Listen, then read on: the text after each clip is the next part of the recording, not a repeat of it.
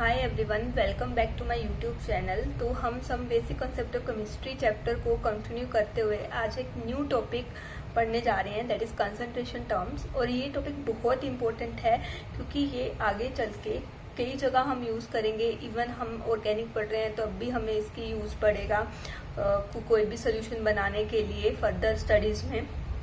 तो हम इसके डीप चीज़ों को समझने से पहले हमें ये पता होना चाहिए कि ये चीज़ है क्या, ये चीज़ यूज़ कहाँ होती है। ठीक है, तो हमें जैसे कि पता है कि सॉल्यूशन में दो चीज़ें होती हैं, बचपन से पढ़ते आ रहे हैं, 9th-10th में हमें पढ़ते आ रहे हैं कि एक सॉल्यूशन है, उसमें दो चीज़ें होती हैं, एक सॉल्यूट होता है एंड एक सॉल्वेंट होता है। तो किसी भी सॉल्यूशन के अंदर सॉल्यूट एंड सॉल्वेंट का कितना कितना अमाउंट है, ठीक है, वो रिप्रेजेंट करती है concentration terms.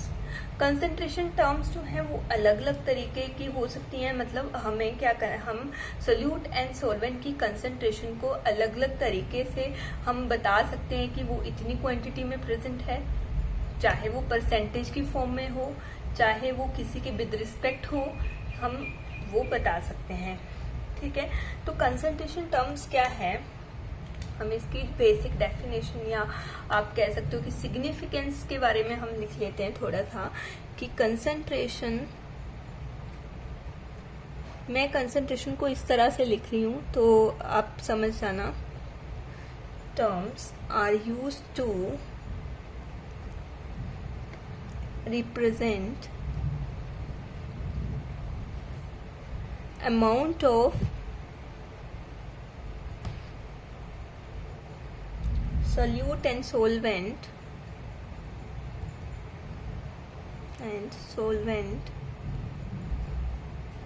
in a given solution।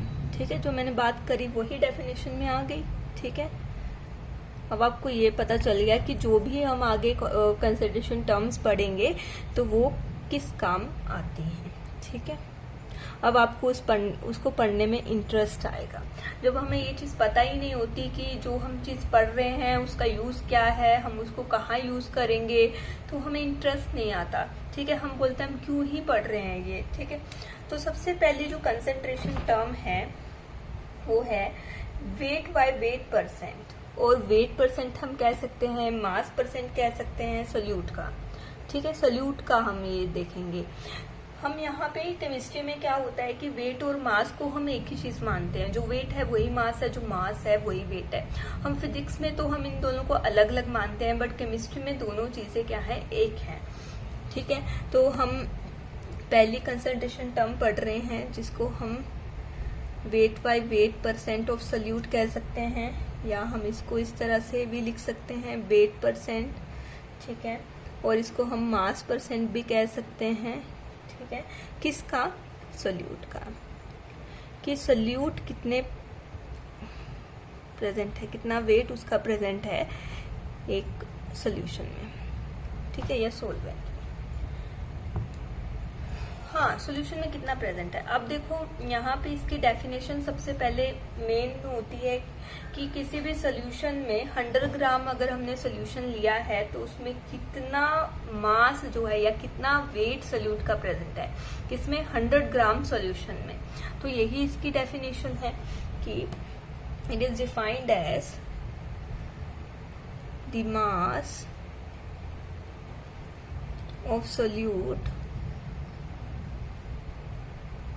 present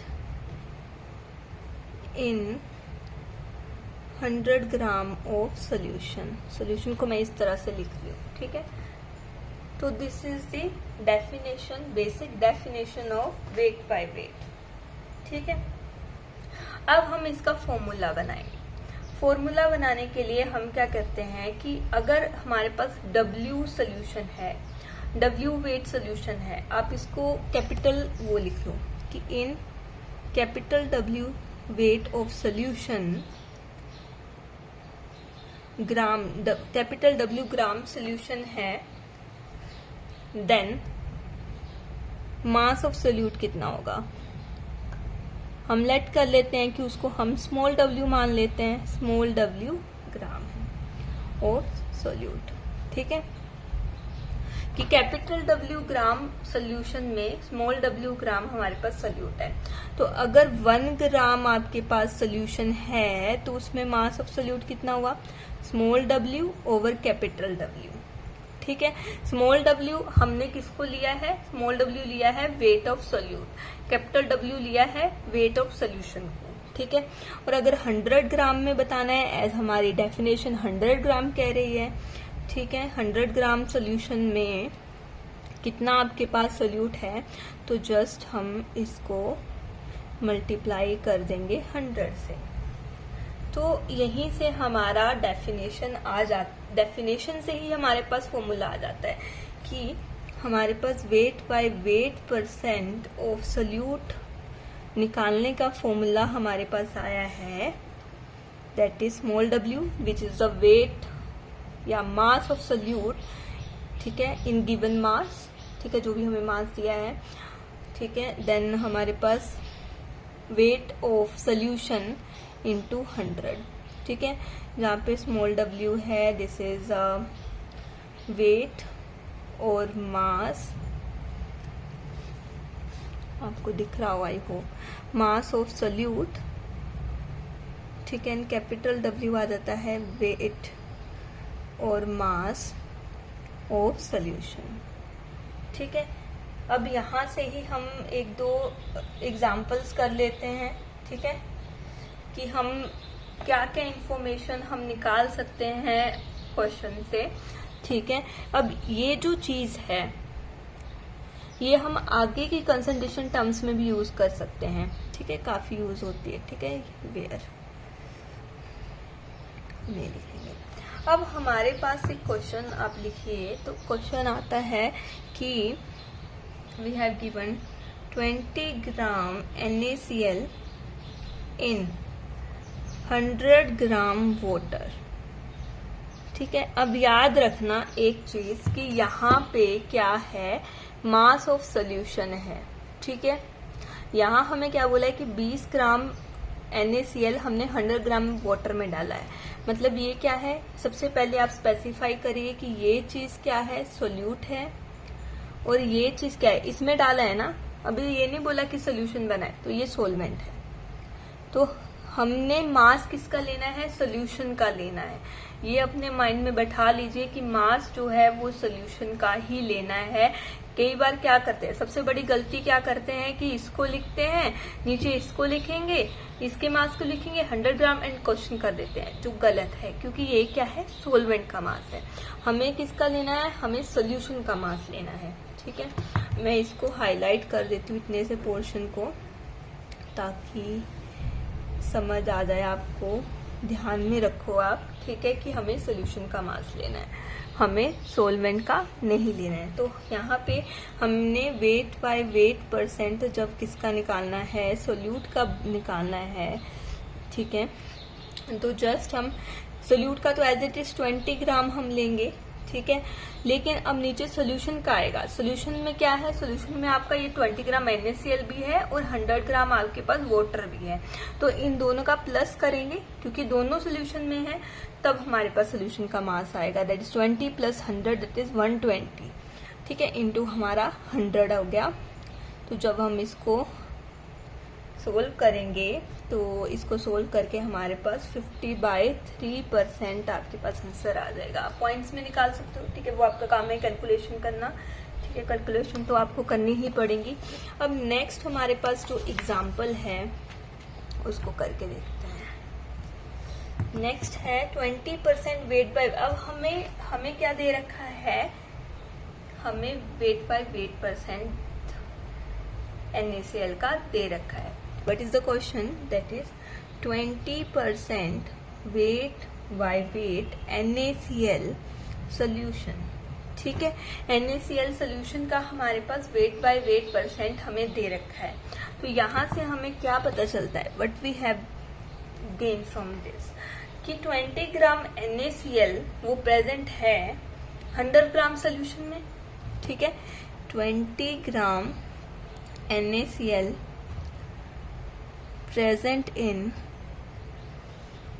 100 gram solution. ठीक है, उल्टा कर रहे हैं। अब पहले हम क्या करते थे, पहले हम वेट बाय वेट परसेंट निकाल रहे थे कि इतने में प्रेजेंट है, ठीक है। अब हमें वो वेट बाय वेट परसेंट दिया हुआ है कि 20 weight by weight percent NaCl solution है, मतलब 20 ग्राम NaCl जो है वो 100 ग्राम किसमें सोल्यूशन में प्रेजेंट है, तभी 20% आया, ठीक है। 20/100 इंटू 100 तभी 20% आया, ठीक है। तो अब यहाँ से हम क्या क्या निकाल सकते हैं, हमने निकाल लिया यहाँ पे वेट ऑफ सोल्यूट जो कितना है 20 ग्राम। अब हमारे पास वेट ऑफ सोल्यूशन भी आ गया, जिसको हम इस तरह से लिखेंगे जो हमने लिखा है 100 ग्राम में, ठीक है। अब हमें कोई बोले कि बताओ कि what is the weight of solution, ठीक है। तो सोलवेंट का वेट कितना है, तो सोल्यूशन का इतना, उसमें इतना सोल्यूट है, तो 100 में से अगर हम 20 माइनस करेंगे तो उतना सोलवेंट होगा, ठीक है। तो 80 ग्राम आपका सोलवेंट आ जाता है, ठीक है। अब हमारे पास नेक्स्ट हम क्वेश्चन एक एग्जांपल कर लेते हैं, ठीक है। उसके बाद हम नेक्स्ट कंसंट्रेशन टर्म जो है वो करेंगे, ठीक है। नेक्स्ट हमारे पास बोला जाता है कि 20 gram solution of 20% weight by weight NaCl aqueous लिख दिया, मतलब यहाँ पे पानी का खेल आ गया, ठीक है, पानी का खेल आ गया। अब हमें बोला है कि 20 ग्राम सोल्यूशन है, उसमें 20% NaCl है, ठीक है। 20 ग्राम सोल्यूशन में 20% NaCl है, तो हमें वेट ऑफ NaCl निकालना है कि वो कितना आता है। वहां यहाँ से हम वेट ऑफ NaCl कैसे 20 का 20% हम निकालेंगे इस तरह से, तो हमारे पास 4 ग्राम आ जाता है NaCl का वेट, दैट इज सोल्यूट का वेट। अब हमें एक्वस सोल्यूशन है, मतलब इसमें जो सोलवेंट है वो वाटर होगा, ठीक है। एक्वस लिखा है तो सोलवेंट वाटर है, तो जब हम उसका निकालेंगे तो वो आ जाएगा 16 ग्राम, ठीक है। तो इस तरह से हम क्वेश्चंस कर सकते हैं।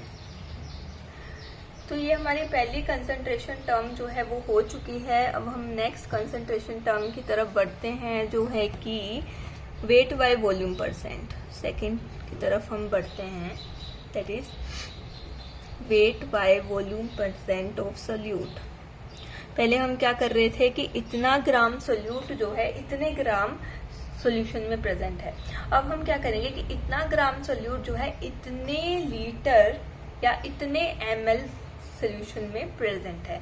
अब हम सॉल्यूशन को ml में ले लेंगे, ठीक है। जनरली जो है वेट बाय वॉल्यूम ही हमारा यूज होता है हर जगह, ठीक है। तो इसकी डेफिनेशन क्या हुई, it is defined as mass of solute present in 100 ml solution, ठीक है।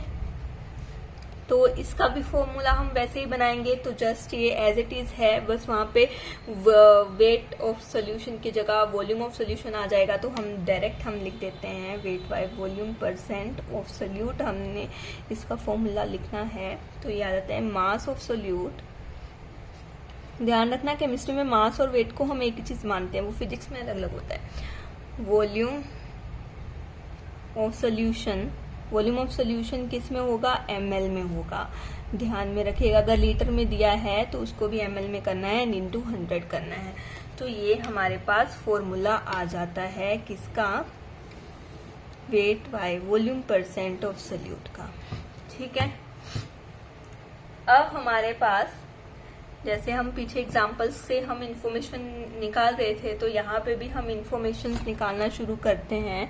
तो यहाँ पे सबसे पहली चीज हमारे पास जो क्वेश्चन आता है that is 20% weight by volume of solution. तो यहाँ से हम क्या क्या इंफॉर्मेशन निकाल सकते हैं, यहाँ से हम बोल सकते हैं कि वॉल्यूम ऑफ सोल्यूशन कितना है 100 ml, ठीक है। क्योंकि हमने डेफिनेशन से ही पढ़ा है कि मास of solute present in 100 ml of solution, ये 100 ml ऑफ सोल्यूशन, तो 100 ml, ठीक है। तो उसमें जो वेट ऑफ सोल्यूट कितना है, 100 ml अगर आपके पास सोल्यूशन है, 100 यहाँ पुट करो, 100 ये आ गया, और यहाँ पे हमारा 20% यहाँ पुट करो। जब आप कैलकुलेट करोगे तो आपके पास कितना आ जाएगा, 20 ग्राम, ठीक है। अब अगर आपके पास इफ यू हैव, अगर मैं आपको डेंसिटी दे दूं, ठीक है,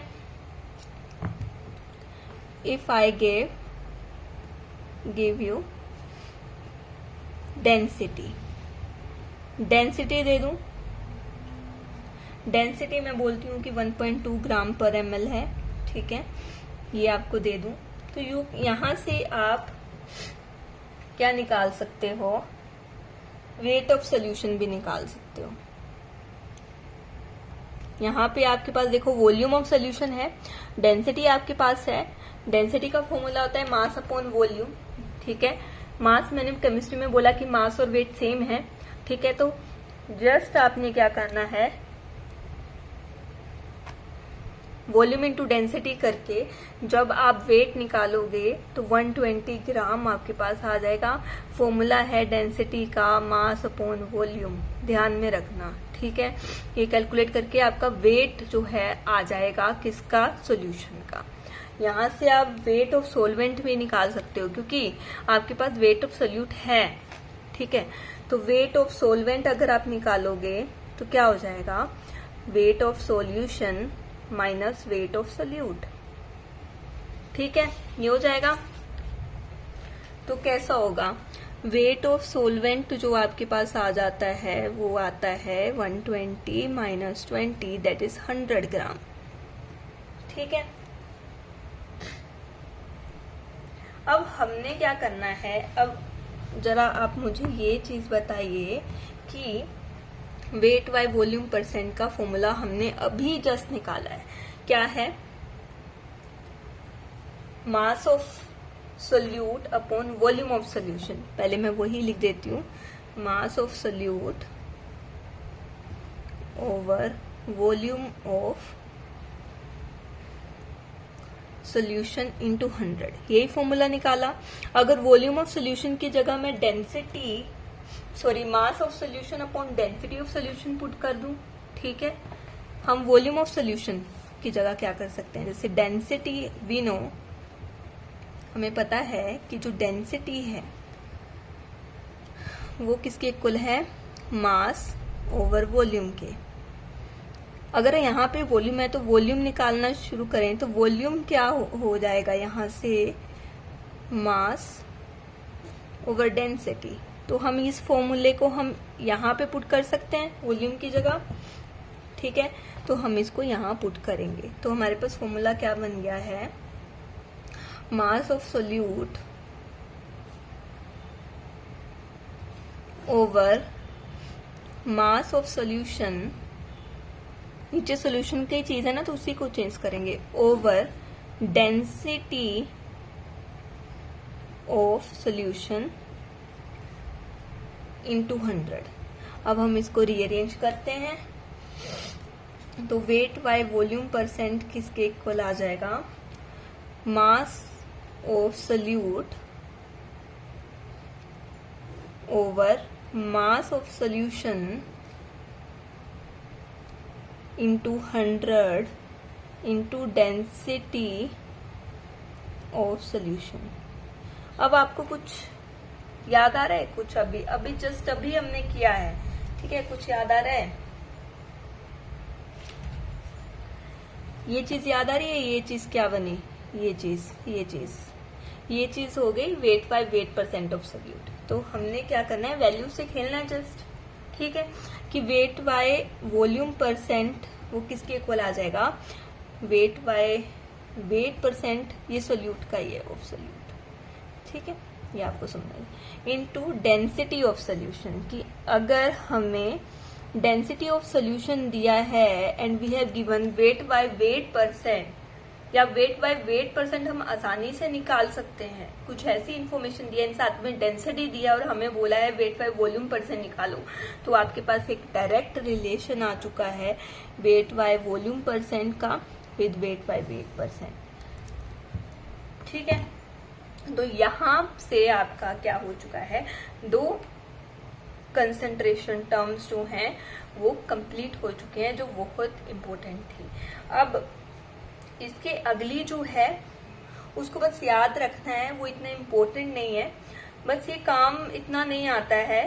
ठीक है, और इसका किसी के साथ कोई रिलेशन भी नहीं है कि अब जैसे इसमें हमने बताया कि इन दोनों का आपस में रिलेशन है, उसका बस उसको एक फॉर्मूला उसका याद रखना। ठीक है, तो थर्ड कंसंट्रेशन टर्म जो आपकी आती है वो है volume by volume percent of solute. कई बार ऐसा होता है, ठीक है, कि हम कोई लिक्विड सैंपल है, कोई लिक्विड केमिकल है, उसको हम थोड़ा सा ज्यादा वाले केमिकल में या पानी में हम डालते हैं, थोड़ा सा लिक्विड केमिकल है, ठीक है, तो उसको हम वॉल्यूम बाय वॉल्यूम, क्योंकि उसका भी, उस सैंपल का भी स्मॉल सा वॉल्यूम यूज होगा एंड सोलवेंट का भी स्मॉल सा, एक जो सोल्यूशन बनेगा वो भी लिक्विड ही बनेगा, तो वॉल्यूम बाय वॉल्यूम वहां पे यूज होता है। तो जस्ट हम इसका फॉर्मूला जो है वो हम इसका याद रखेंगे, वो है volume by volume percent of solute का फॉर्मूला हम लिखने जा रहे हैं, वो है वॉल्यूम ऑफ सोल्यूट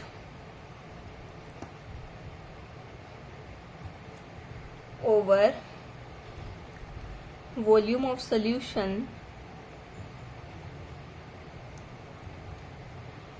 इंटू 100। ठीक है, तो ये इसका एक छोटा सा फॉर्मूला है, आप कह सकते हो, आप इसको लर्न कर सकते हो, आप एक ध्यान में रख सकते हो। ठीक है, अगर कभी इसका फॉर्मूला पूछ लिया या थोड़ा सा इसके बारे में पूछ लिया तो आप बता सकते हो। ठीक है, वैसे इतना इम्पोर्टेंट नहीं है। ठीक है, इसका कोई रिलेशन भी नहीं है। तो अब इसके बाद जो नेक्स्ट है वो बहुत इंपॉर्टेंट टर्म्स हैं, तो उनको हम नेक्स्ट लेक्चर में करेंगे, जिसमें आ जाता है molarity, molality and normality. Mole fraction भी इसमें आता है थोड़ा सा, तो ये टर्म्स जो हैं वो काफी इंपॉर्टेंट हैं। ठीक है, उसके बाद ये एक लेक्चर में आपकी हो जाएंगी, आई होप 1 या 2 लेक्चर में ये जो आपकी सारी कंसंट्रेशन टर्म्स हैं 2 लेक्चर में कंप्लीट हो जाएं। देन फिर छोटे मोटे थोड़े से टॉपिक्स बचेंगे एंड देन आपका ये चैप्टर जो है वो फिनिश हो जाएगा। काफी लंबा चैप्टर गया है ये, एंड आप सजेशंस दे सकते हो कि नेक्स्ट कौन सा चैप्टर जो है वो आप करना चाहते हो। सॉरी, मैं लगातार वीडियोस नहीं बना पा रही हूँ, बट जब मेरा बन रहा है तब मैं वीडियोस बना रही हूँ। I hope you can understand. Thank you.